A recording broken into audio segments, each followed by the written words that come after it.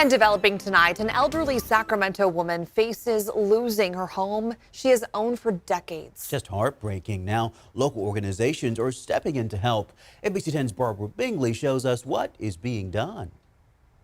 Today, what we're doing is showing the city how we support our community. Sacramento community leaders stood outside this property in Oak Park to advocate for the homeowner, Wanda Clark. She deserves more dignity than she has been given by the systems and by the many people who have failed her. She hasn't missed a mortgage payment. Y'all, can you hear me? This is kind of where I ended up at.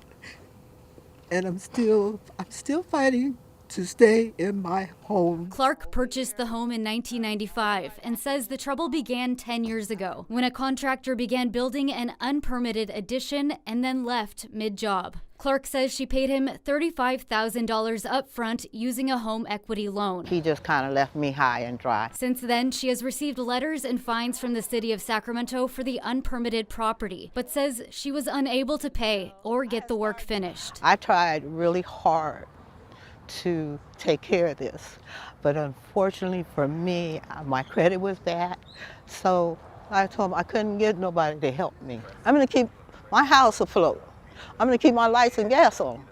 That's my priority. Clark says she was told to vacate the home 2 years ago, and in the most recent development, her home has been put into court-appointed receivership, meaning a third party is now managing the home, and in this case, the receiver is selling the property. There's enough homeless people. Why should I have to be a homeless person? In a statement, Peter Lemos, code compliance chief for the city of Sacramento, said city staff have worked with the property owner for more than 10 years to bring the house back to livable standards, waiving thousands of dollars in fees and helping multiple times throughout the process. In addition to the structural issues and presence of toxic mold, the house also became a location for illegal activity. At this phase, the court has ruled that the house should be put into receivership. Nevertheless, the city remains committed to continuing its work to help secure a positive outcome for the property owner.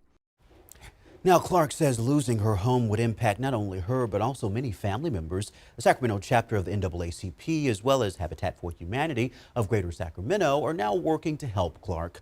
Of course, stay with ABC 10 for updates on this story on air and online at abc10.com.